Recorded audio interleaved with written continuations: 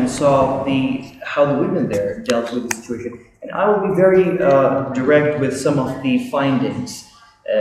In the case of Afghanistan, I would say I was there in February in the refugee camps near the border, on the border between Pakistan and Afghanistan, and I saw one thing very clearly. Most of the refugees that came from Afghanistan came from communities that did not allow women many opportunities. But over a period of, let's say, almost 4 decades, because of the conditions of the refugee camps, the women, with the help of international aid workers, the NGOs, the United Nations definitely, they were able to sort of transcend some of the barriers that stop women normally from playing a proactive role in their society. So in the Afghan refugee camps, for example, you've had women who were mostly coming from the Pashtun community of Afghanistan, and it's a very conservative community. But I've seen, for example, a preponderance of educational programs or programs focusing on education, on teaching young girls to become teachers over a period of time, 5 years, 7 years.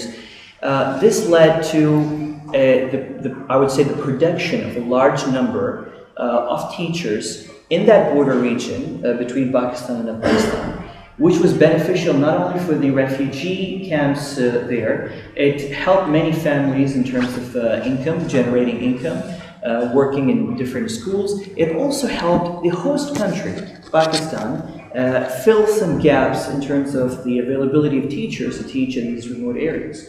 So it was very beneficial. It served several purposes. When women, a vulnerable section in the refugee population coming from Afghanistan, were helped in this way. And they did not face, these women did not face much resistance from their menfolk. Why? Because it was a benign activity, teaching the girls to become teachers in the future, and doing so in a way that would not would seem as if they're being westernized or they're being given Western education. No, it was a very indigenous local education. So this is a very successful example. The reason I'm mentioning it is I think it could serve as a model in many other places, especially now where you have across this greater Middle East region, you have societies that are quite similar to each other, and you have a large number of refugee populations right now erupting. We see that in Iraq, we see that in Somalia, we see that in other countries in Syria. So this is one example. In Kashmir, I think before I come to Kashmir, I would just quickly stop at Iraq. And in Iraq, it's a fascinating case. Why? Because the women of Iraq were, I would say, liberated before the conflict began in that country. The different governments that came to rule Iraq over the course of the 20th century were quite, I would say, enlightened. They encouraged education. Even under the government of a dictator like Saddam Hussein, the women were given priority in government jobs and scholarships. They were in important government positions in the private sector. So when Iraq entered into an era of conflict, first in the 1990s and then after the 2003 invasion and occupation of Iraq by the US, the Iraqi women were equipped and ready to play a very proactive role. And we've seen them do that in Jordan, we've seen them do that in Syria. And those of the Iraqi families that were able to find asylum in the West, in Europe in particular, and in the United States, were able to lobby for Iraq and various Iraqi causes. So that was a good example. But in contrast to these two examples, Afghanistan and Iraq, we have the example of Kashmir. In Kashmir, I would say, without hesitation, I think this is the only example of conflicts in this entire region, or maybe in the world actually, where you would find the largest number of women that have been subjected to sexual assault, and in particular rapes, as a tool of subduing the population by an occupation army. And as a result of that, I would say the largest and the most affected segment of the population in the Kashmir dispute or conflict are the women. And interestingly, in Afghanistan, when the Soviet Union invaded and occupied Afghanistan, there was a lot of devastation, a lot of instability, but there were some positive things as well, if you could term them positive. For example, the Soviet administration in Kabul tried to introduce certain social reforms, and those included impartial educational programs for girls and for women.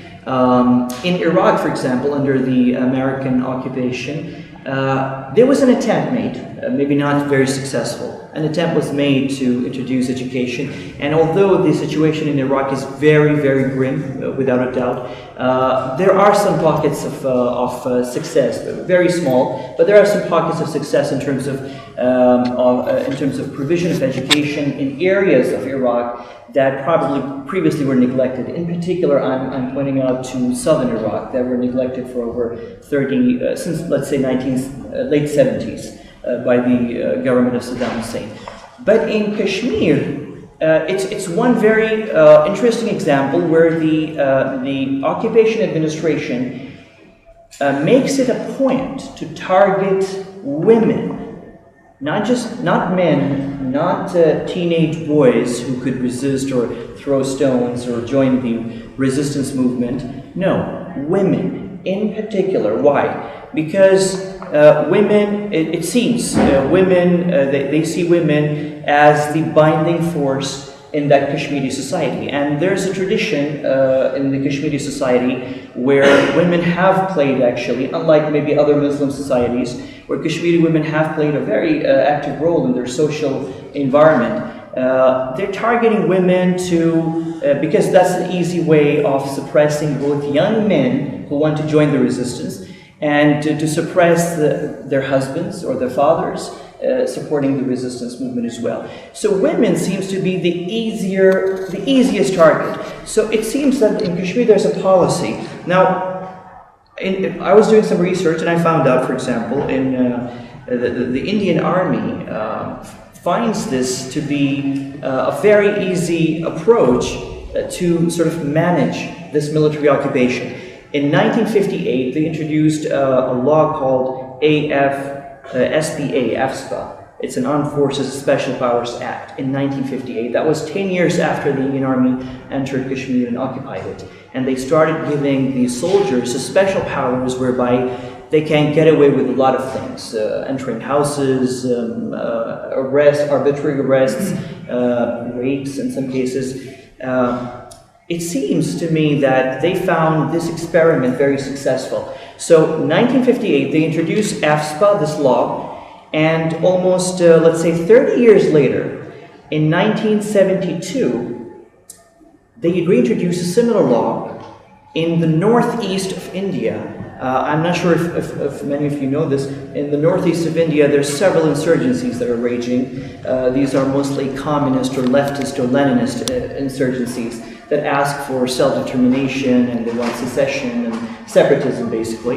And a similar law was imposed there in 1972. So in 1958, the Indian Army experiments with this AFSPA law for 30 years, and they conclude it's a good law. Let's use it also in the Northeast. So in 1972, they use it for 10 years, and then a decade later, in 1983, Indian government and army faces another rebellion in a province called Punjab by the Sikh movement, which wants a separate homeland for itself called Khalistan. And so in 1983, the Indian government implements a similar law, AFSPA type of law, in 1983 in Punjab. And in all the three cases, the only common denominator is the preponderance and a sort of a breakout of an epidemic called rapes under detention by Indian Army and Indian paramilitary forces. So I'm forced to conclude that this law was basically, a pillar of this law was rapes. And this has resulted, I'll come back to Kashmir, it has resulted in I think, one of the worst cases or worst conflicts in the world today for women. I doubt